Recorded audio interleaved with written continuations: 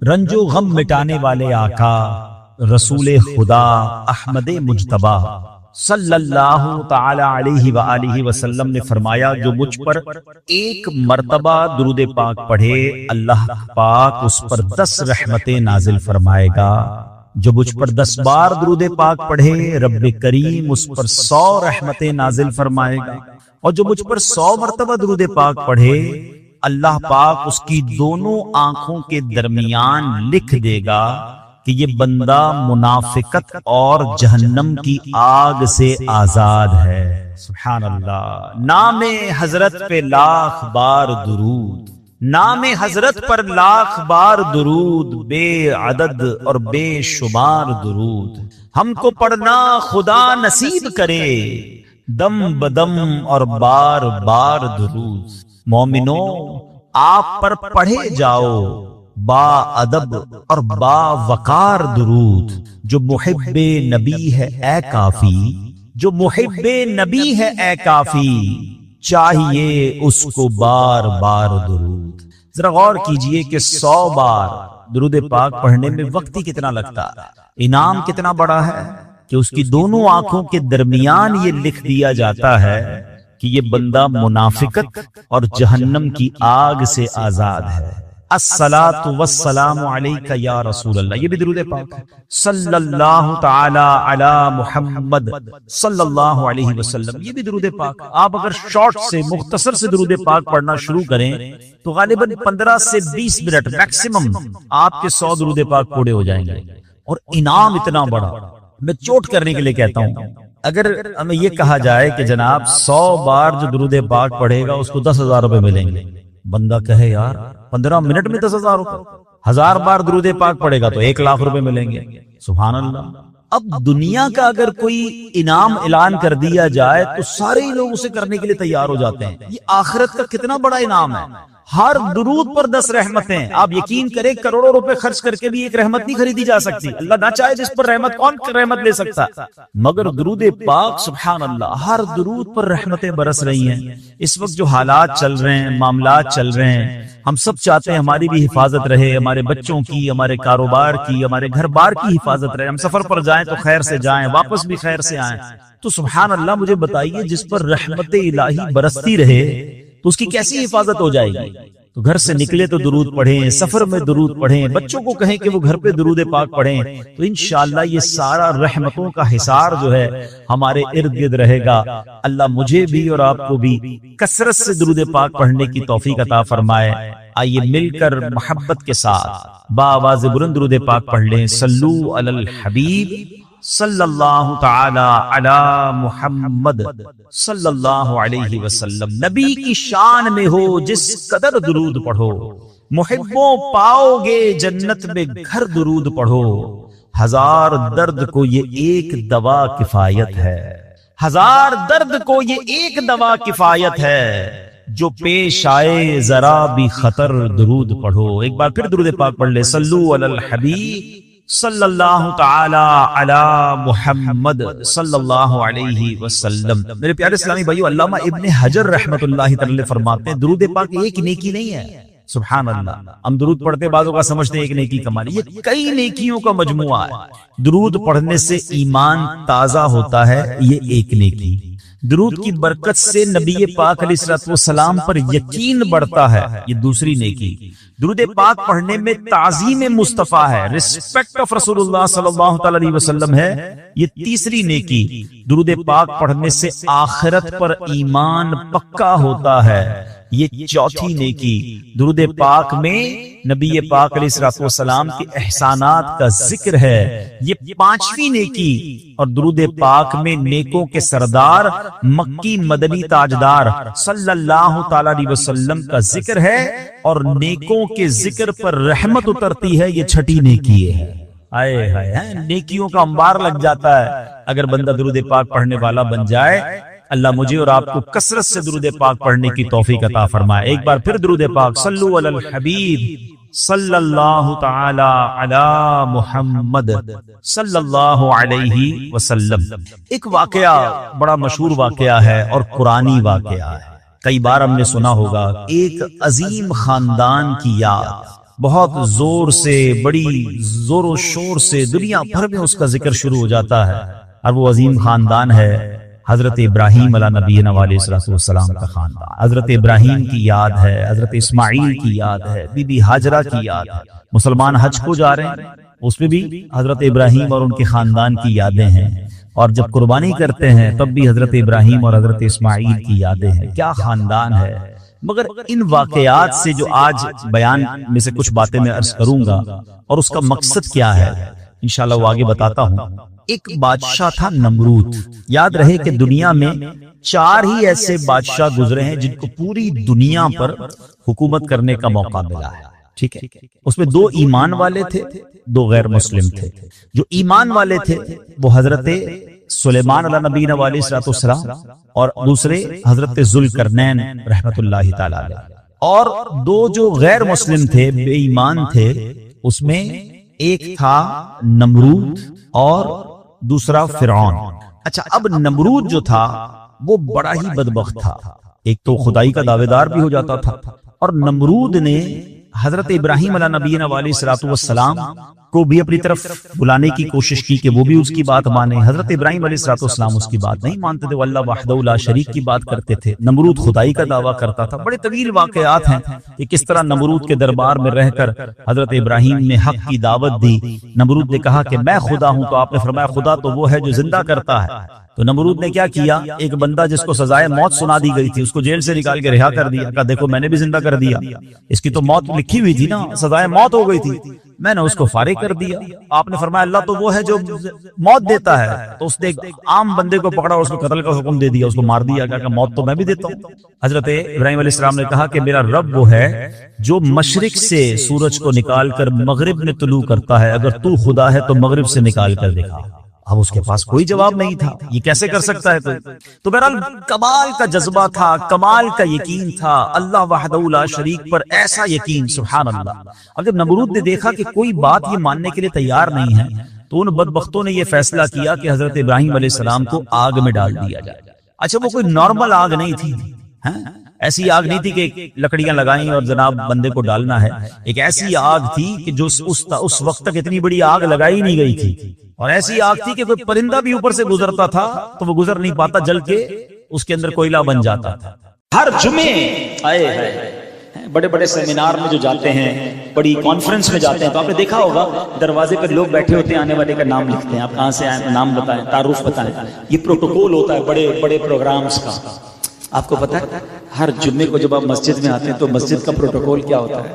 حدیث کے الفاظ ہیں، فرشتے دروازے پر کھڑے ہوتے ہیں اور ہر آنے والے کا نام لکھتے ہیں، آپ کا میرا نام فرشتے لکھتے ہیں۔ اور آپ کو پتا ہے ہر جمعے آپ کتنی بڑی نیکی کما سکتے ہیں؟ اگر میں آج آپ کو کہوں کہ ہر جمعے 2 لاکھ روپے صدقہ کریں گے، آپ کہیں گے یار 2 لاکھ ہر جمعے، مہینے کے 8 لاکھ روپے ہو گئے، 5 جمعے بھی آتے ہیں کبھی کبھی تو 10 لاکھ ہو گئے، کدھر سے لاؤں بھائی صدقے کے؟ زکوٰۃ بھی نہیں، صدقہ۔ سبحان اللہ، آپ ہر جمعے 2 لاکھ کا ثواب کما سکتے ہیں۔ نبی پاک علیہ السلام فرماتے ہیں، جس کا مضمون ہے کہ نماز جمعہ کے لیے جو لوگ پہلے آتے ہیں ان کو ایسا ثواب ملتا ہے جیسا اونٹ صدقہ کرنے والے کو ثواب ملتا ہے۔ اللہ کی راہ میں اونٹ صدقہ کرنے کا ثواب۔ فرمایا جو اس کے بعد آتے ہیں وہ ایسے ہیں جن کو گائے صدقہ کرنے کا ثواب، ان کے بعد آنے والے ایسے ہیں جیسے بکری صدقہ کرنے کا ثواب، پھر آنے والے ایسے ہیں جیسے مرغی صدقہ کرنے کا ثواب، اور پھر آنے والے ایسے ہیں جیسے انڈا صدقہ کرنے کا ثواب۔ اور جب امام خطبے کے لیے کھڑا ہو جاتا ہے تو جو فرشتے مسجد کے دروازے پر آنے والوں کے نام لکھ رہے ہوتے ہیں اپنا رجسٹر بند کرتے ہیں اور وہ بھی امام کا خطبہ سننے بیٹھ جاتے ہیں۔ کتنے لوگ ہیں جو آتے ہی خطبے کے وقت ہیں، خطبے کے بھی بعد آتے ہیں، جلدی گھر سے نہیں نکلتے، حالانکہ جلدی آنے والے کیا زیادہ کام کرتے ہیں، آدھا گھنٹہ 40 منٹ پہلے آ جائیں، امام صاحب کا بیان بھی سننے کو مل گیا اور اونٹ صدقہ کرنے کا ثواب بھی مل گیا۔ اللہ کرے کہ نیکیاں کمانے کی لالچ ہو جائے، جس طرح پیسے کمانے کی لالچ ہے نا۔ اب میں چوٹ کرتا ہوں، کمیٹی بیٹھی ہے، آج ان کو جوش آ جائے اور اگر یہ اعلان کر دیں کہ بھائی آئندہ جمعے جو پہلی صف میں ہوں گے سب کو 15-15 ہزار روپے ملیں گے، دوسری صف والوں کو 10-10 ہزار اور تیسری صف والوں کو 5-5 ہزار۔ میرا خیال ہے 11 بجے مسجد کے باہر لائن لگی ہوئی ہوگی، دروازہ کب کھلے اور کب پہلی سے رات کو ہی بول رہے ہیں ہو سکتا ہے آ جائیں۔ چوٹ کرتا ہوں، میرے نبی کے سچے وعدے ہیں کہ جو پہلے جمعے میں آتے ہیں، شروع میں آتے ہیں، وہ اونٹ صدقہ کرنے کا ثواب کماؤ نا ہر جمعے نیکی۔ فرشتوں کے رجسٹر میں آپ دروازے سے آ رہے، فرشتے کھڑے ہیں دروازے پر، کیسی خوبصورت محفل ہوتی ہے ہر جمعے کو، لیکن یہاں حال فکر ہی نہیں ہوتی، آرام سے آتے ہیں۔ بلکہ اب تو مجھے کسی نے بتایا نیا کام شروع کیا نوجوانوں نے، کہتے 3 جمعے پڑھو تو دل پہ مہر لگتی ہے نا، 2 نہیں پڑھتے پھر تیسرا پڑھ لیتے ہیں۔ توبہ توبہ توبہ، مذاق بنایا ہوا ہے۔ ارے ایک نماز کیسے مسلمان کی قضا ہو، جمعہ تو دور کی بات ہے۔ تو خدا را نیکیاں کمانے کی لالچ اپنے دل میں پیدا کر۔ الحمدللہ رب العالمین والصلاة والسلام علی سید المرسلین، اما بعد فاعوذ باللہ من الشیطان الرجیم، بسم اللہ الرحمن الرحیم، الصلاة والسلام علیک یا رسول اللہ وعلى آلك وأصحابك يا حبيب الله، الصلاة والسلام عليك يا نبي الله وعلى آلك وأصحابك يا نور الله۔ درود پاک پڑھنے کے بے شمار فضائل و برکات ہیں، بہت ساری روایات فضائل درود میں ملتی ہیں۔ بعض روایت میں آتا ہے کہ بنی اسرائیل میں ایک بڑا گناہگار شخص تھا، اتنا گناہگار تھا، اتنے اس کے برے اعمال تھے کہ جب اس کا انتقال ہوا تو اس کے شہر والوں نے اس کو بغیر کفن دفن کیے کوڑے کے ڈھیر پر پھینک دیا۔ یعنی شہر کے لوگ اس سے اتنے بیزار تھے، اس کے اعمال اتنے برے تھے کہ nobody ready to give them جنازہ یا اس کی تدفین کرے یا اسے قبر میں ڈالے، انہوں نے اٹھا کر اسے کوڑے کے ڈھیر پر ڈالا۔ اس زمانے میں جس نبی کا یہ دور تھا یہ حضرت موسیٰ علیہ السلام تھے۔ حضرت موسیٰ علیہ السلام کو اللہ تبارک و تعالیٰ کی طرف سے وحی کی گئی کہ اے موسیٰ فلاں جگہ پر جاؤ، ہمارا ایک بندہ موجود ہے کوڑے کے ڈھیر پر، اسے وہاں سے اٹھاؤ، اسے غسل دو اور اسے کفن دو اور اس کی نماز جنازہ ادا کرو، کیونکہ میں نے اسے بخش دیا ہے۔ حضرت موسیٰ وہاں پہنچے اور جب دیکھا کہ کیسا جنازہ یا کیسی میت ہے جو کوڑے کے ڈھیر پہ شہر والوں نے ڈال دی ہے، معلوم کیا تو پتہ چلا یہ تو سب سے برا انسان ہے، اور اللہ کے نبی اگر کسی کا جنازہ پڑھا دیں تو ویسے ہی اس کے تمہارے نیارے ہو جاتے ہیں۔ خود رب نے فرما دیا کہ موسیٰ ہم نے اس کی بخشش کر دی۔ آپ حیران ہوئے، آپ نے اللہ کریم سے عرض کی کہ مولا اس بندے نے ایسا کیا عمل کیا، حالانکہ سارا شہر اس کی برائی پر گواہ، اس کے تو اعمال ایسے کہ دفن کرنے کے لیے کوئی تیار نہیں مسلمانوں کی قبرستان۔ تو حضرت موسیٰ علیہ السلام کو جو رب کی طرف سے جواب آیا، ذرا غور سے سنیے، ارشاد ہوا اے موسیٰ، ایک دن اس نے تورات کو کھولا۔ تورات وہ آسمانی کتاب ہے جو حضرت موسیٰ علیہ السلام پر نازل ہوئی اور اس زمانے کے لوگ اسے پڑھا کرتے تھے۔ کہ اس نے ایک دن تورات کو کھولا تو اس میں محمد صلی اللہ تعالیٰ علیہ وسلم، ہمارے آقا جناب رسول اللہ صلی اللہ علیہ وسلم کا نام لکھا ہوا۔ اللہ پاک نے فرمایا کہ اے موسیٰ، جب اس نے میرے حبیب محمد صلی اللہ علیہ وسلم اس میں نام دیکھا تو اس نے آپ علیہ السلام پر درود پڑھا۔ ایک روایت میں آتا ہے کہ اس نے اس نام کو چوما، آنکھوں سے لگایا۔ اے موسیٰ، اس کا یہ عمل مجھے ایسا پسند آیا کہ میں نے اس کو معاف فرما دیا، اس کے سارے گناہ معاف کر دیے اور اس کی بخشش فرما دی۔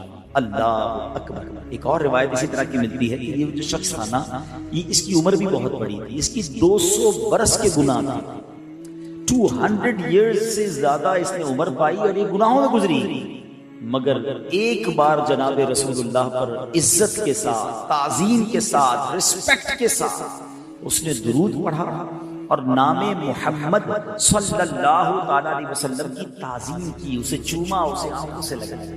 تو رب کو اپنے حبیب سے پیار کیسا ہے کہ جو اس کے نام کی تعظیم کرے، ان پر درود بھیجے، وہ مالک کریم اس کے سارے گناہ معاف فرما دیتا ہے۔ میرے پیارے اسلامی بھائیو، یہ واقعہ بڑا کمال کا واقعہ ہے کہ پچھلی قوم، پچھلی امت کا کوئی گناہگار ہمارے آقا و مولا جناب رسول اللہ صلی اللہ علیہ وسلم پر درود پڑھے، ان کا نام کی تعظیم کرے تو بخشا جائے۔ تو ہم تو ہیں بھی نبی پاک کے امتی، ہم پر تو اللہ نے یہ بہت بڑا احسان کیا ہے۔ آپ کو پتہ ہے ہم نے تو کوئی دعا نہیں کی، ہم نے کوئی ایسا کمال کا کام نہیں کیا کہ ہمیں بن مانگے اللہ نے سرکار دو عالم علیہ السلام کا امتی بنا دیا۔ ہم پچھلی امتوں میں بھی پیدا ہو سکتے تھے، حضرت موسیٰ کے بھی امتی گزرے، حضرت آدم کے بھی گزرے، حضرت نوح کے بھی گزرے، لیکن ہم پر یہ احسان کیا گیا۔ اور آخری یعنی قیامت کے دن سب سے پہلے جو جنت میں جائیں گے نا، جب ہمارے آقا علیہ السلام اور اس کے بعد سب سے پہلے جو امت جنت میں جائے گی وہ بھی پیارے آقا کی امت جنت میں جائے گی. یعنی ہمیں بیٹھے بٹھائے بن مانگے وہ شرف رب نے دیا جس کی تمنا انبیاء کیا کرتے ہیں. اور ایسے آقا ملے جو فرماتے ہیں اللہ نے اپنے حبیب سے پتہ کیا وعدہ فرمایا قرآن میں وَلَسَوْفَ يُعْطِيكَ رَبُّكَ فَتَرْضَىٰ. اے محبوب تمہیں تمہارا رب ان قریب اتنا عطا فرمائے گا کہ تم راضی ہو جاؤ. اب نبی پاک کو جب یہ آیت ریویل ہوئی نا، یہ وحی آئی، یہ خوشخبری سنائی گئی، اللہ اکبر، اے امتیوں دیکھو تمہارے آقا تم سے کتنا پیار کرتے ہیں. میرے آقا فرماتے میں اس وقت تک راضی نہ ہوں گا جب تک اپنے سارے امتیوں کو جنت میں نہ داخل کروائے. ہیں وہ ہمارے نبی، ان کے ہم امتی. امتی تیری قسمت پہ لاکھوں سلام، میری خوش قسمتی میں تیرا امتی. واللہ یہ بہت بڑی سعادت ہے. ہم ساری زندگی رب کا فقط اس بات پر ہی شکر ادا کریں نا کہ یا اللہ تیری مہربانی تو نے جناب رسول اللہ کا امتی بنایا. کیونکہ ہمیں یہ معلوم ہے، ہمیں حدیثوں میں پڑھا ہے، خود نبی پاک نے بتایا کہ پیارے آقا قیامت کے دن اپنے امتیوں کو ایسے تلاش کریں گے، گناہگار امتیوں کی ایسے فکر کریں گے کہ جیسے ماں کا بچہ بچھڑ جائے تو ماں بے قرار ہو جاتی ہے. اللہ کے حبیب اس طرح رب کی بارگاہ میں گر گڑا کر اپنے امتیوں کی شفاعت کی خیرات مانگیں گے. اور رب کیا فرماتا ہے کہ محبوب تمہارا سوال پورا کیا جائے گا. تو ہمیں الحمدللہ سرکار دو عالم علیہ السلام کا رب نے امتی بنایا. تو اب ذرا سوچو حضرت موسیٰ کا امتی ہو، گناہگار بھی ہو، اور جناب رسول اللہ کے نام کی تعظیم کرے، ان پر درود پڑھے، اس کے گناہ رب معاف فرما دے. تو میں تو امتی بھی رسول پاک کا ہوں. اب چاہیے کیا کہ نبی پاک کے نام مبارک پر تعظیم، سرکار علیہ السلام پر کثرت سے درود پڑھنا اگر میں اپنی روٹین میں شامل کر لیتا ہوں تو انشاءاللہ ضرور کرم ہوگا. اور یقین جانیے یہ درود ایسا وظیفہ ہے قیامت کے دن تو کام آنا ہے.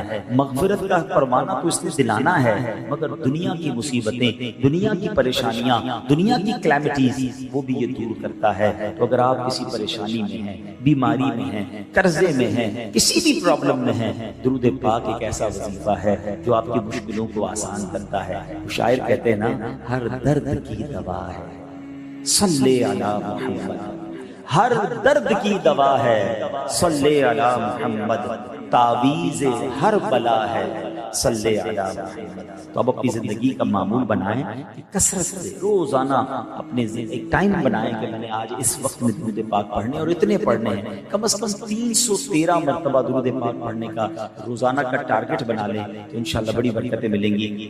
میں بھی نیت کرتا ہوں اور آپ بھی نیت کریں کہ انشاءاللہ روزانہ کثرت سے درود پاک پڑھیں گے. آئیے محبت کے ساتھ بآواز بلند درود پاک پڑھ لیں. صلو علی الحبیب صلی اللہ تعالی علی محمد صلی اللہ علیہ وسلم. میں نے اس جگہ پر کئی الحمدللہ بیانات کیے ہیں، تو ہم کیوں نہ ہم کچھ سیکھنا بھی شروع کر دیں، ہم کچھ ایسی باتیں بھی بیان میں کرنا شروع کریں جو ہماری زندگی میں مزید امپلیمنٹیشن لائیں. تو آج جو میں نے ٹاپک لیا ہے وہ بڑا ریلیونٹ ہے ہم سب کے ساتھ، اور ہم اس پر روزانہ ہی پریکٹس کر سکتے ہیں اور روزانہ ہی کروڑوں نیکیاں حاصل کر سکتے ہیں. وہ موضوع کیا ہے میں ایک واقعہ آپ کو سناتا ہوں تاکہ آپ کو اس بات کا اندازہ ہو. ایک ایسی صدا، ایسی آواز جو روزانہ ہمارے کانوں سے ٹکراتی ہے مگر شاید ہمیں اس کی امپورٹنس کا اندازہ نہیں ہے. اور اب اگر میں یہ کہوں تو بھی غلط نہیں ہوگا کہ دنیا میں سب سے زیادہ جو آواز گونجتی ہے آج میں نے اسی آواز، اسی صدا اور اسی بات پر گفتگو کرنی ہے.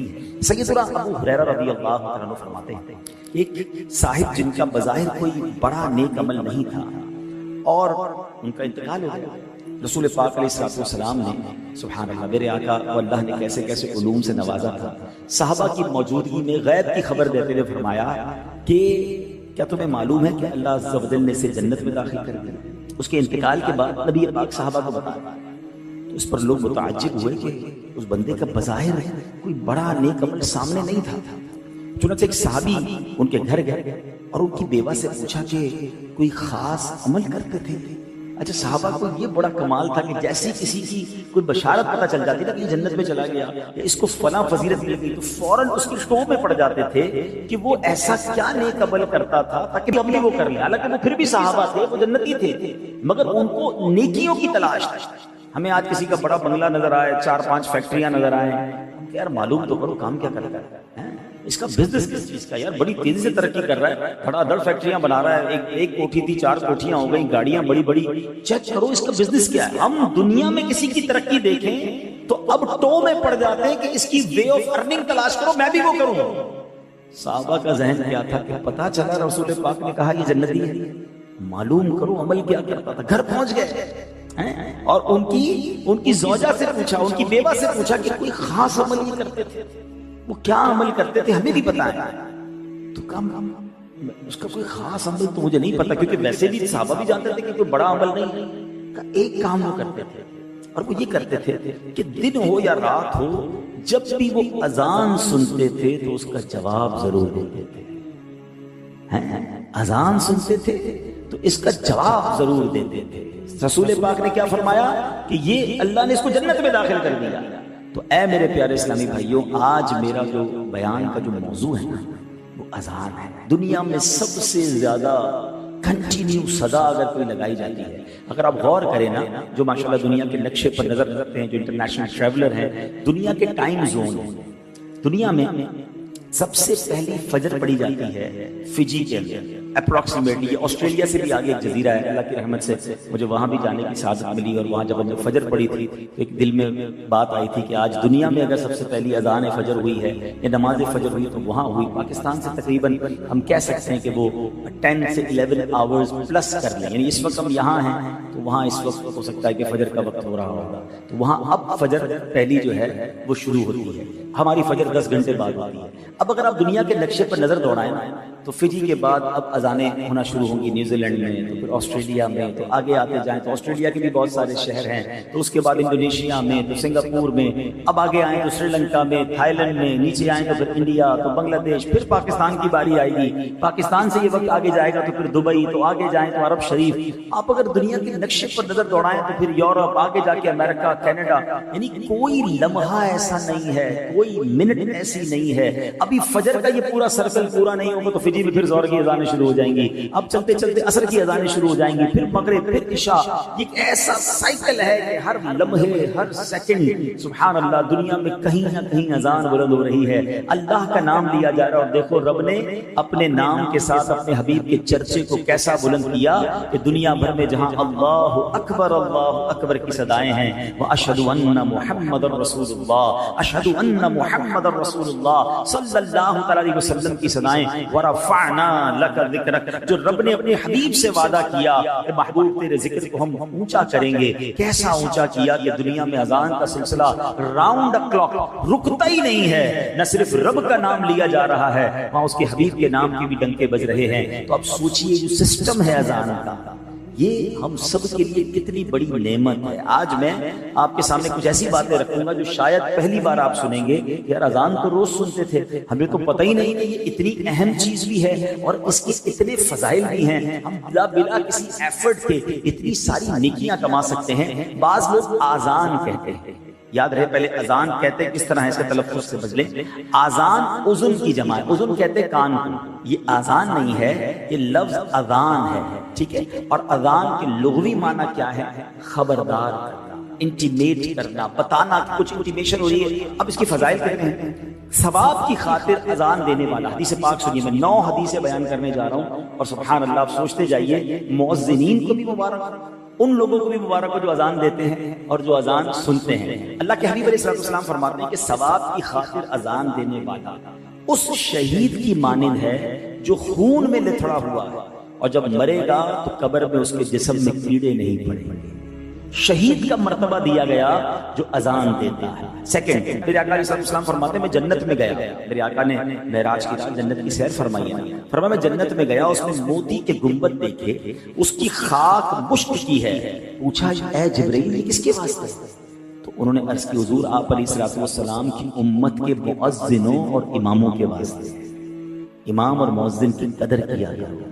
یہ وہ ہستیاں ہیں کہ اتنی کم سیلری میں، اتنے کم مشاعرے میں، دنیا میں لوگ کہتے ہیں ڈسپلن ہونا چاہیے۔ آپ نے بھی ٹریول بہت کیا، اللہ کی رحمت سے میں نے بھی دنیا دیکھی ہے، کبھی نہ کبھی موسم کی وجہ سے، فوگ کی وجہ سے ٹرین بھی لیٹ ہوتی ہے تو جناب جہاز بھی لیٹ ہوتے ہیں، ایئرپورٹ بند ہو جاتے ہیں، مگر مجھے بتاؤ آندھی ہو یا طوفان ہو، गर्मी हो या सर्दी हो, जब अजान का वक्त होता है एक ही वक्त में लाखों मस्जिदों में अजान की आवाज बुलंद होती है। जब जमात का वक्त होता है, ऑन टाइम जमात होती है, जो डिसिप्लिन हमारे इमाम और मौज़िनीन ने सारी दुनिया में कायम किया हुआ, ऑल अराउंड द वर्ल्ड। आप घड़ी मिला लें अपनी, 9:15 बजे जमात है, 9:15 घड़ी में आपकी घड़ी आगे पीछे होगी, मस्जिद की जमात खड़ी हो जाएगी। ये क्या है? ऐसा सिस्टम पूरी दुनिया में मौज़िनीन और इमाम ने कायम किया है। मगर नॉर्मली आज हम उस मस्जिद में करोड़ों रुपए खर्च करने के लिए तैयार हैं, उसकी टाइलें लग जाएंगी, उसमें एसी लग जाएगा, सर्दी वाले इलाकों की मस्जिद है तो हीटर लग जाएगा। इमाम साहब की तनख्वाह में इजाफा करने के लिए कोई तैयार नहीं। आज भी पाकिस्तान की मस्जिदों में 7-8 हजार रुपए इमाम की तनख्वाह रखी जाती है। गरीब इलाकों में, छोटे इलाकों में, शहर के अंदर भी जाओ तो 20-25 हजार इमाम को देने में कमेटी वालों की जान जाती है। अल्लाह के बंदों, हदीस में मैं मर्तबा बता रहा हूँ कि उन इमाम और मौज़िनीन के लिए जन्नत में गुंबद तैयार किए गए हैं। और आज अच्छा फिर हम इमाम साहब कहे यार इमाम साहब पता नहीं क्यों किसी शख्सियत से कोई कर्जा मांग रहे हैं, अपनी तरकीब बना रहे हैं। 20-25 हजार में किसका गुजारा होता है? आप इमाम को इतना खुशहाल कर दें कि इमाम जनाब अच्छे तरीके से आपकी तरबियत करे। एक तरफ तो कहते हैं पीछे इस इमाम के, और इमाम को गरीब और फकीर देखना चाहते हैं। क्यों नहीं हम अपने किसी प्रोफेसर, किसी टीचर और किसी जनाब कॉलेज के प्रिंसिपल जैसी तनख्वाह इमाम को नहीं देते, ताकि हमारा हम सबका वो इमाम है, ताकि किसी तरीके से उस पर शैतान हमला ना करे। और वो किसी अच्छा बाज़ औक़ात ऐसा भी देखा कि इमाम साहब बेचारे इमामत भी करने के साथ नौकरी भी कर रहे हैं, क्योंकि उसका घर का गुजारा पूरा नहीं। ये ना करें, इनकी कदर करें। यह इन्होंने हमारी मस्जिदों का, हमारे इस्लामी निजाम को किस तरह संभाला हुआ है। आगे चलिए, अजान देने पर बात हो रही थी, चले ज़मीनन मैंने ये बात भी कर ली। हदीस पाक में आता है जिसने 5 नमाजों की अजान ईमान की बिना पर नियत सवाब कही, उसके जो पहले गुनाह हुए हैं वो मुआफ हो जाएंगे। और जो ईमान की बिना पर सवाब के लिए अपने साथियों की 5 नमाजों में इमामत करे, उसके गुनाह जो पहले हैं वो भी मुआफ कर दिए जाएंगे। ये मुअज्जिन और ये इमाम, सुभान अल्लाह। एक और हदीस पाक, अजान कितनी कमाल की नेमत है। प्यारे आका अलैहिस्सलाम फरमाते हैं शैतान जब नमाज के लिए अजान सुनता है तो भागता हुआ रोहा पहुंच जाता है। रावी फरमाते हैं मदीना मुनव्वरा से तीर रोहा जो गए उनको पता है 36 मील दूर है। इसका मतलब जिधर भी अजान दी जाएगी ना, 36 मील दूर तक शैतान दूर भाग जाएगा। ये शैतान के लिए इतनी भारी है। अब यहाँ फिर एक दिल जली बात आता है, घर लेना हो, हमारा पहला पॉइंट क्या होता है? यार जरा देखो कोई स्कूल करीब है, घर लेना है, जरा देखो कोई ट्रांसपोर्ट का स्पॉट करीब है कि नहीं। मुलाजिम भी तो घर पे आएंगे ना, तो उनको बस वगैरह या पब्लिक ट्रांसपोर्ट मिल जाए। अच्छा ये देखो कोई हॉस्पिटल करीब है क्या? कभी ये चेक किया कि मस्जिद करीब है, अजान की आवाज आएगी कि नहीं है, मेरे घर में रोज अल्लाह का नाम आएगा कि नहीं। अनफॉर्चुनेटली मुझे कहते हुए मजा नहीं आ रहा, बहुत सारे यहाँ लोग हैं जो प्रॉपर्टी का काम करते हैं, मस्जिद के बराबर वाला प्लॉट कम कीमत में बिकता है। इस्लामी मुल्क है और मस्जिद के करीब प्लॉट जो है वो कम कीमत में बिकेगा। यार अजान की आवाज डिस्टर्ब करेगी। इन्ना लिल्लाहि व इन्ना इलैहि राजिऊन। मेरे आका फरमाते हैं कि अजान हो तो 36 मील दूर शैतान चला जाता है। तुम्हारे घर पे रोज अल्लाह रसूल का नाम है। अच्छा जिसका मस्जिद के करीब घर है, अब वो जनाब अपनी खिड़कियां, वो दरवाजे ऐसे बंद करेगा कि उसको अजान की आवाज ना आए। मस्जिद वालों से लड़ाई हो रही होती है, यार जरा माइक ना खोला करो। देखें मैं दोनों तरफ की बात करूंगा।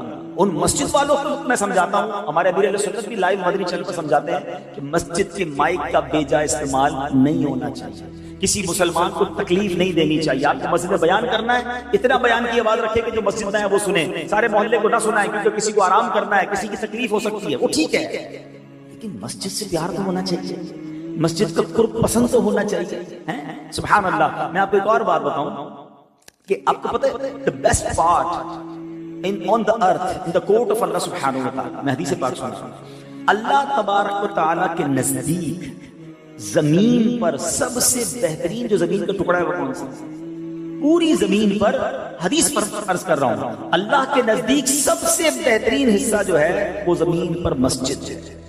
अब जिसका घर मस्जिद के पास है वो बेहतरीन, one of the best spot on the world के पास है। आशिकान रसूल की मस्जिद हो, दुरूद पाक की सदाएं आ रही हों, या रसूल अल्लाह की सदाएं आ रही हों, अजान की आवाजें आ रही हों, और इमाम साहब के पास जाएं तो खुतबे में इश्क़ रसूल की बातें सुनने को मिल रही हों। देखिए कल हमारी नस्लों ने, अच्छा आप ये बात तय कर लें, मस्जिद दूर होगी हमारी जमात कज़ा होगी। जितनी मस्जिद करीब होगी लोग हिम्मत करके नमाज पढ़ लेंगे। घर के बच्चों को भी नमाजी बनाना है ना, तो पहले ये ढूंढो कि मस्जिद करीब है, अजान की आवाज आएगी कि नहीं। मेरे रोशनदान से ऐसी बड़ी प्यारी बात किताबों में लिखी कि एक बंदा है जिसने घर में खिड़की बनाई, اس نیت سے کہ روشنی آئے گی، ہوا آئے گی، کوئی ثواب نہیں ملے گا۔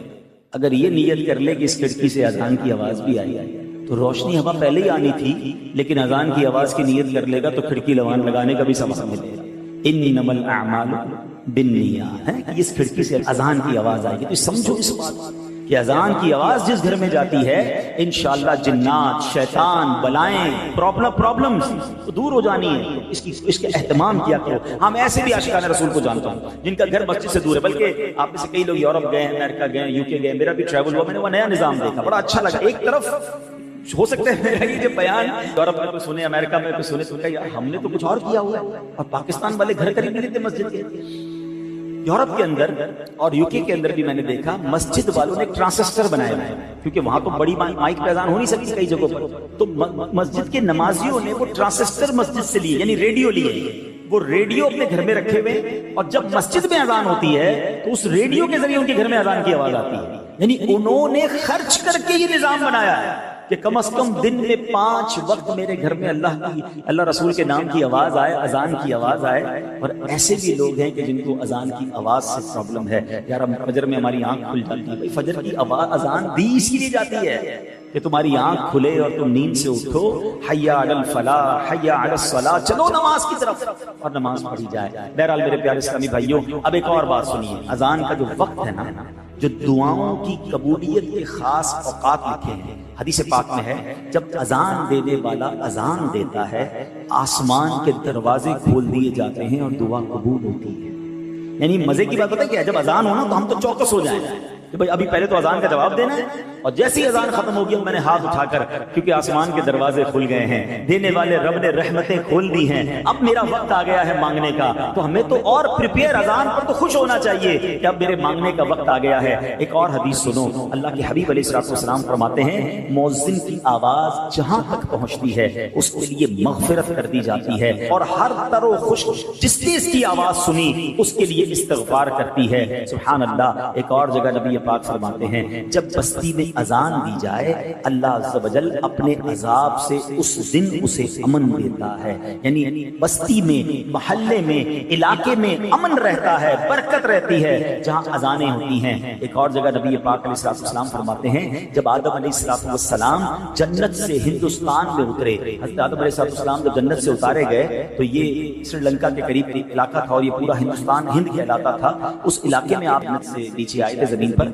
آقا فرماتے ہیں تو انہیں گھبراہٹ ہوئی تو جبریل علیہ السلام نے اتر کر اذان دی، یعنی گھبراہٹ کا علاج ہے اذان میں، سکون ہے اذان میں۔ اور آخری حدیث، سبحان اللہ، بہت سارے یہاں ٹینشن میں، غمگین، اچھا ابھی نہیں ہے تو کبھی نہ کبھی ہمارے ساتھ کیفیت لائف میں آ ہی جاتی ہے، ہم بڑی تکلیف میں آ جاتے ہیں، غم میں آ جاتے ہیں، پرابلم میں آ جاتے ہیں۔ میرے آقا علیہ السلام نے فرمایا اے علی، مولا علی سے میں تمہیں غمگین پاتا، اپنے گھر والے سے کہہ کہ تیرے کان میں اذان آ رہے۔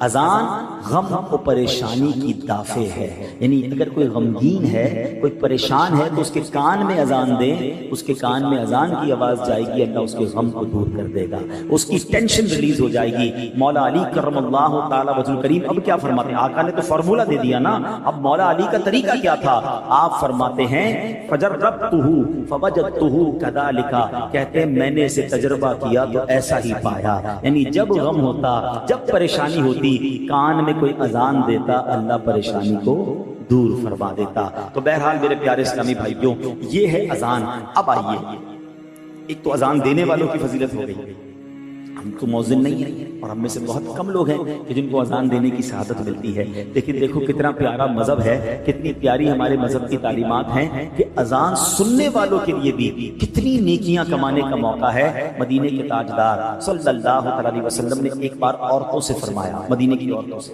اے عورتوں، بلال کو اذان و اقامت دیتے ہوئے سنو تو جس طرح وہ کہتا ہے تم بھی کہو، اللہ عز و جل تمہارے لیے ہر کلمے کے بدلے 1,00,000 نیکیاں لکھے گا، اور 1,000 درجات بلند فرمائے گا، اور 1,000 گناہ مٹائے گا۔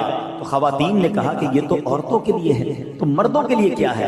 اللہ کے حبیب علیہ السلام نے فرمایا مردوں کے لیے ڈبل ہے، مردوں کے لیے دگنا ہے۔ تو مبارک ہو، کتنا آسان ہو گیا نیکیاں کمانا۔ اذان کا جواب دے گا تو اس کو کس طرح ثواب ملے گا؟ اللہ اکبر اللہ اکبر، یہ دو کلمے ہیں جو اس کو ریپیٹ کرے گا جب مؤذن صاحب اذان کی دیتے ہیں۔ آپ نے بھی کہا اللہ اکبر اللہ اکبر، تو یہ دو کلمے ہو گئے۔ اب پوری اذان میں 15 کلمے ہیں۔ اگر کوئی اسلامی بہن اذان کا جواب دیتی ہے، مؤذن صاحب جیسے کہتے ہیں اور ہماری وہ بہن دہراتی ہیں، تو 15 لاکھ نیکیاں ملیں گی، 15,000 درجات بلند ہوں گے، 15,000 گناہ معاف ہو جائیں گے۔ اور اگر مرد کہتا ہے تو یہ ڈبل ہو جائے گا۔ فجر کی اذان میں 2 جملے زیادہ ہیں، الصلاۃ خیر من النوم، تو کتنے کلمے ہو گئے؟ 17 کلمے ہو گئے۔ سبحان اللہ۔ اب اضافہ کیا، اس کو پورا ملٹیپلائی کیا کہ یہ تو ہو گیا اذان کا جواب۔ اقامت کا جواب دے تو بھی اسی طرح ثواب ملتا ہے۔ تو اگر کوئی شخص 5 اذانوں کا جواب دے اور 5 اقامتوں کا جواب دے دے دن کے اندر مرد، تو فرمایا اسے روزانہ 3,24,00,000 نیکیاں ملیں گی، 3,24,000 درجات بلند ہوں گے، 3,24,000 گناہ معاف کر دیا جائے۔ کتنا آسان ہے کہ اگر مسجد کے قریب گھر ہو، 5 اذانوں کے وقت بندہ اذان کا جواب دے، فوراً مسجد پہنچے، اقامت کا جواب دے، ابھی نماز پڑھی نہیں ہے مگر اس سے پہلے روزانہ اپروکسیمیٹلی 3.25 کروڑ نیکیاں مل سکتی ہیں۔ مگر پرابلم کیا ہے؟ آج اذان کی آواز بھی آتی ہے، پھر بھی لگے ہوئے فون ہیں، پھر بھی اپنی باتوں میں لگے ہوئے، کوئی ٹینشن نہیں ہے۔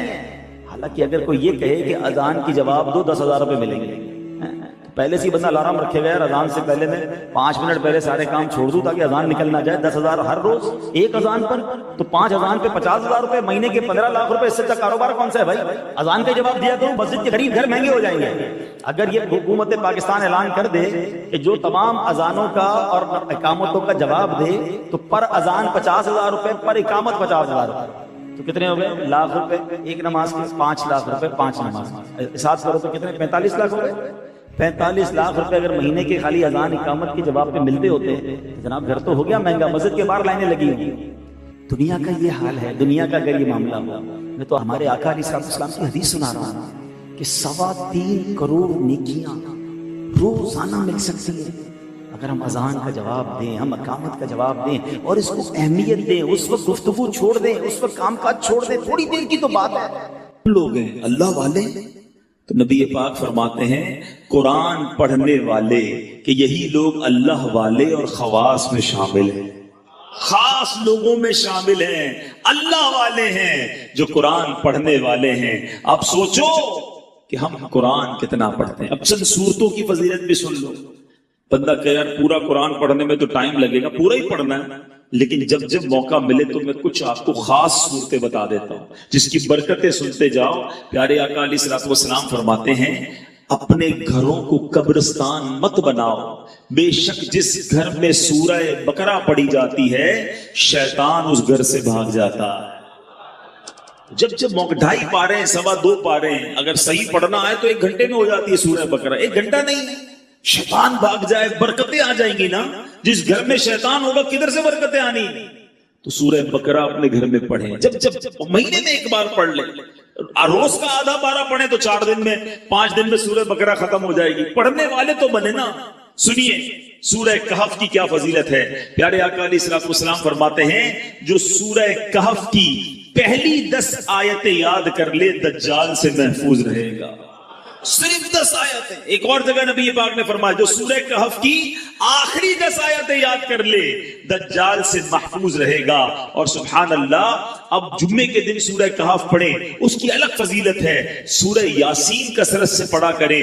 پیارے آقا فرماتے ہیں بے شک ہر چیز کا دل ہے اور قرآن کا دل سورہ یاسین ہے۔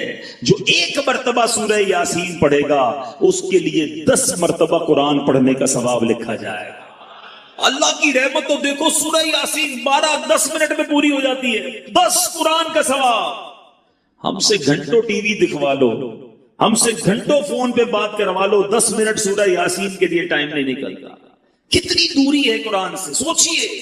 سورہ دخان یہ بھی تقریباً 3 صفوں کی سورت ہے، بہت بہت جلدی پوری ہو جاتی ہے. فضیلت سنو، پیارے آقا علیہ الصلوۃ والسلام نے فرمایا، ترمذی کی حدیث، جو کسی رات میں سورہ دخان پڑھے گا تو صبح ہونے تک 70,000 فرشتے اس کے لیے دعائیں مغفرت کرتے رہے. ہم ایک امام صاحب سے دعا کرا کے بڑے خوش ہوتے ہیں، یار فلاں مولانا صاحب آئے تھے، میں نے ان سے دعا کرائی. بڑی اچھی بات ہے، بزرگوں سے کرانی چاہیے. مگر اس بندے کی خوش قسمتی کے کیا کہنے کہ 70,000 فرشتے ساری رات اس کے لیے دعا کر رہے ہیں. پڑھ لیجئے سورہ دخان. کتنی دیر لگتی ہے سورہ دخان پڑھنے میں؟ سبحان اللہ. سورہ ملک یہ مدنی انعام بھی ہے. روزانہ رات کو جو سورہ ملک پڑھتے ہیں انہیں مبارک ہو. دعوت اسلامی کے مدرسۃ المدینہ بالغان میں بھی پڑھ کر سنائی جاتی ہے. نبی پاک علیہ الصلوۃ والسلام نے فرمایا، بے شک قرآن میں 30 آیتوں پر مشتمل ایک سورت ہے جو اپنے قاری کے لیے شفاعت کرتی رہے گی یہاں تک کہ اس کی مغفرت کر دی جائے گی. یہ تبارک الذی بیدہ الملک ہے. 30 آیتوں والی سورت ہے. چند منٹ لگتے ہیں. اے میرے میٹھے اسلامی بھائیوں، میں نے مختصر وقت میں آپ کو کچھ قرآن پاک کے فضائل بیان کیے ہیں، کچھ اہمیت اجاگر کرنے کی کوشش کی ہے. سورہ اخلاص کتنی مختصر سورت ہے. اللہ کی رحمت دیکھو ہم پر کتنا برسنا چاہتی ہے. پیارے آقا علیہ الصلوۃ والسلام نے فرمایا، مسلم شریف کی حدیث ہے، آقا فرماتے تم میں سے کوئی شخص رات میں تہائی قرآن کیوں نہیں پڑھتا، 1/3 قرآن کیوں نہیں پڑھتا؟ صحابہ کرام نے عرض کیا، حضور کوئی شخص 1/3 قرآن، تہائی قرآن رات میں کیسے پڑھ سکتا ہے؟ نبی پاک علیہ الصلوۃ والسلام نے فرمایا، قل هو اللہ احد، تہائی قرآن کے برابر ہے. گویا کوئی 3 بار سورہ اخلاص پڑھ لے پورے قرآن کا ثواب عطا. اور کمال کا وظیفہ ہے. مگر ہم غلطی یہ کرتے ہیں کہ ہم اتنے مبارک وظیفے کو کثرت سے نہیں پڑھتے. آج بہت خوبصورت ایک روایت سنانے جا رہا ہوں. نبی پاک علیہ الصلوۃ والسلام کے صحابہ، بعض صحابہ نے فرمایا کہ جس مجلس میں، جس محفل میں، جس اجتماع میں سرور کائنات صلی اللہ تعالی علیہ وسلم پر درود پاک پڑھا جاتا ہے، اس مجلس سے ایک نہایت پاکیزہ خوشبو مہکتی ہے. ہم نارملی خوشبو لگاتے وقت کیا پلان کرتے ہیں کہ ایسی خوشبو ہو کہ تھوڑا دور تک جائے. عطر والے کو کہتے ہیں نا یار ذرا لانگ لاسٹنگ دینا، ایسا عطر پرفیوم دینا جو دیر تک رہے اور دور تک مہکے. آؤ میں بتاتا ہوں درود پڑھنے والوں، جب تم درود پڑھتے ہو تو خوشبو کدھر تک جاتی ہے؟ صحابہ کہتے ہیں جب کسی مجلس میں، کسی محفل میں درود پڑھا جاتا تو اس درود کی مہک آسمانوں تک جاتی ہے، اور وہاں اللہ کے فرشتے اس خوشبو کو جب محسوس کرتے ہیں تو کہتے ہیں زمین پر کسی مجلس میں ہو نہ ہو کہیں آقا کے دیوانے جمع ہو کر نبی پاک پر درود و سلام کا نذرانہ پیش کر رہے ہیں. یعنی یہاں ہم درود پڑھیں، وہاں فرشتوں کو پتہ چل جاتا ہے کہ کہیں درود پڑھا جا رہا ہے جس کی یہ مہک ہے، اس کی یہ خوشبو ہے جو آسمانوں تک پہنچ رہی ہے. اللہ اکبر. نبی پاک علیہ الصلوۃ والسلام ایسے، ان کا ذکر اتنا مہکا، ان کی بات کرے تو خوشبو نکلے، تو خود نبی پاک علیہ الصلوۃ والسلام کی خوشبو کا عالم کیا ہوگا. میں بڑے بڑے حسین، بڑے اسپیشل لوگوں کی لوگ بات کرتے ہیں، لوگ کہتے ہیں بہت حسین ہے فلاں فلاں جناب، بڑا اس کو لوگ فالو کرتے ہیں، اس کے فینز ہیں، اس کے فالوورز ہیں. دنیا داروں کی جو محبت میں گرفتار ہیں، میں ایک سوال کرنا چاہتا ہوں، ساری دنیا میں کوئی کتنا ہی حسین کیوں نہ ہو، اس کے پسینے سے بدبو آتی ہے. ٹھیک ہے نا جناب؟ کوئی کتنا ہی طرح دار کیوں نہ ہو، ایٹیکیٹس والا کیوں نہ ہو، جو بڑا نازک کیوں نہ ہو، مگر جب وہ تھوکتا ہے تو اس کے تھوک سے لوگوں کو گھن آتی ہے. nobody like it. کس کو تھوک اچھا لگتا ہے؟ میں سرور کائنات علیہ الصلوۃ والسلام کے مبارک چہرے کی بات نہیں کروں گا کہ اس چہرے میں تو رب نے کیسا حسن عطا فرمایا کہ مولانا حسن ادا خان صاحب لکھتے ہیں، ایسا تجھے خالق نے طرح دار بنایا، ایسا تجھے خالق نے طرح دار بنایا، یوسف کو تیرا طالب دیدار بنایا. कौनैन बनाए गए सरकार की खातिर, कौनैन की खातिर तुम्हें सरकार बनाया। तो नबी पाक के मुबारक चेहरा अनवर और उसके हुस्न की बात आज नहीं करेंगे, प्यारे आका के उन हाथों की बात नहीं करेंगे कि जिस तरफ उठ गई दम में दम आ गया, उस निगाह इनायत पे लाखों सलाम, हाथ जिस समत उठा गनी कर दिया, मौजे बहरे समाहत पे लाखों सलाम, हम उसकी भी बात नहीं करेंगे। प्यारे आका के मुबारक दूरो नजदीक के सुनने वाले वो कान, कान लाले करामत पे लाखों सलाम, उसकी भी बात नहीं करते, बल्कि हम सिर्फ उन दो चीजों की बात करते हैं कि जिससे उम्मूमन लोग दूर भागते हैं। मैं और आप परफ्यूम क्यों लगाते हैं, इत्र क्यों लगाते हैं? कि मेरे और आपके पसीने से किसी को बदबू ना पहुंचे। ऐसा ही है ना, बंदा अपने पसीने से किसी और को तकलीफ ना हो, अच्छी बात है, सुन्नत की नीयत भी हो और ये भी साथ नीयत हो कि मेरी वजह से किसी मुसलमान को तकलीफ ना हो, इत्र लगाने का भी सवाब मिलेगा। लेकिन आज बताता हूं मेरे आका का पसीना कैसा था, नबी पाक का लुआबे दहन कैसा था। We just talk about these two things. हम फकत इन दो चीजों की आज बात करते हैं, जरा गौर कीजिए। बाकी नबी पाक के कमालात तो बयान ही नहीं कर सकते ना, बड़े बड़े उलमा ने कोशिश की, आशिकों के इमाम ने भी कलम उठाया, जिसने भी कोशिश की वो आजिज हो गया, हैरान हो गया। क्या खूब लिखते हैं आला हजरत, सरवर कहूं कि मालिको मौला कहूं तुझे, बागे खलील का गुले ज़ेबा कहूं तुझे, आका तेरे तो वस्फ ऐबे तनाही से है बरी, हैरान हूं मेरे शाह मैं क्या क्या कहूं तुझे।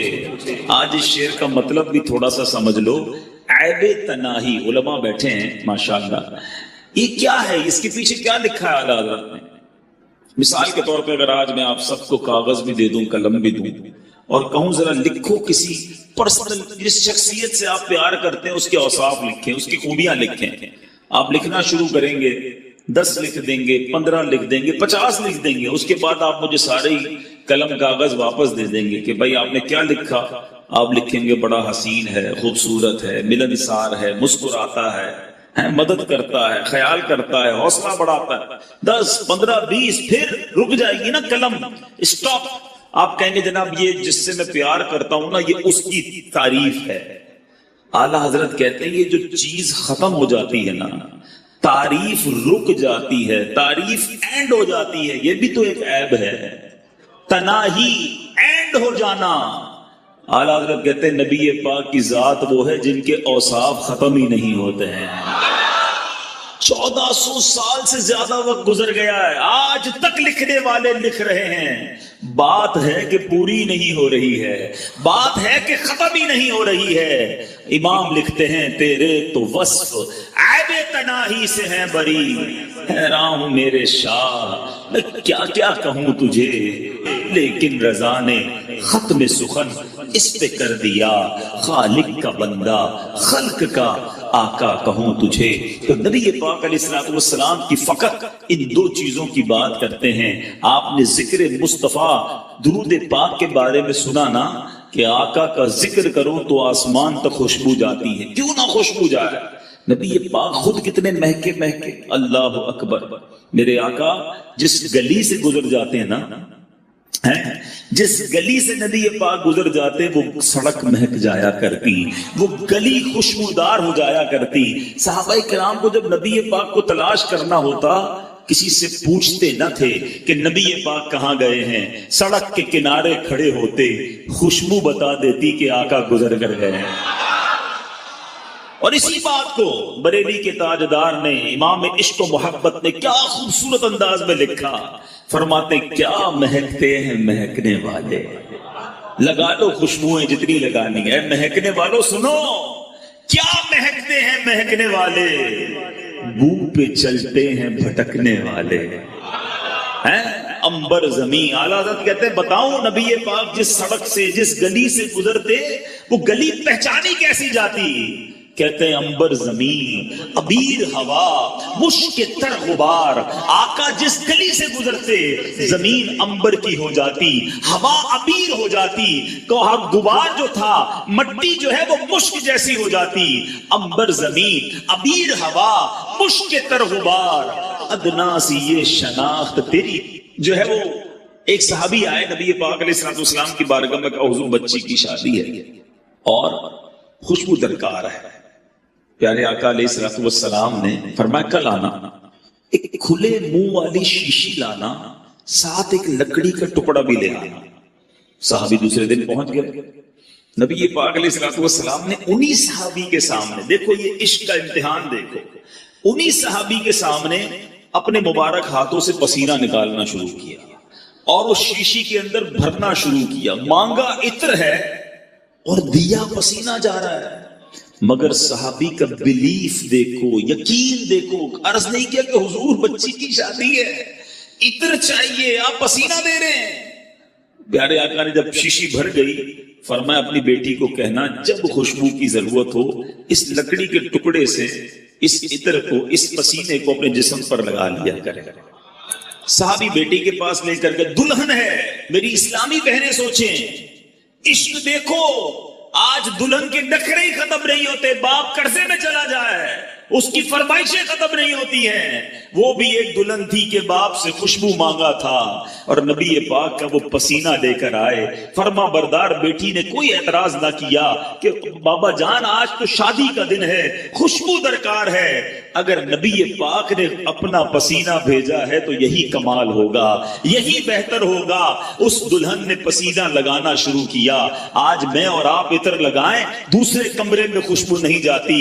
آؤ بتاؤں میرے آقا کے پسینے نے کیا کمال کیا۔ علماء موجود ہیں، حدیث کی کتابوں میں یہ الفاظ ہیں کہ جیسے ہی اس دلہن نے پسینہ ملا پورے مدینے میں اس کی خوشبو پھیلنا شروع ہو گئی۔ وہ جو گھر ہے، جس گھر میں وہ دلہن رہتی تھی، وہ صحابی رہتے تھے، محلے کے اندر بیت المطیبین، خوشبوؤں والے گھر کے نام سے مشہور ہو گیا۔ اللہ اکبر، میرے آقا کا ایسا معجزہ ہو، اعلیٰ حضرت کا قلم کیسے خاموش رہ سکتا ہے۔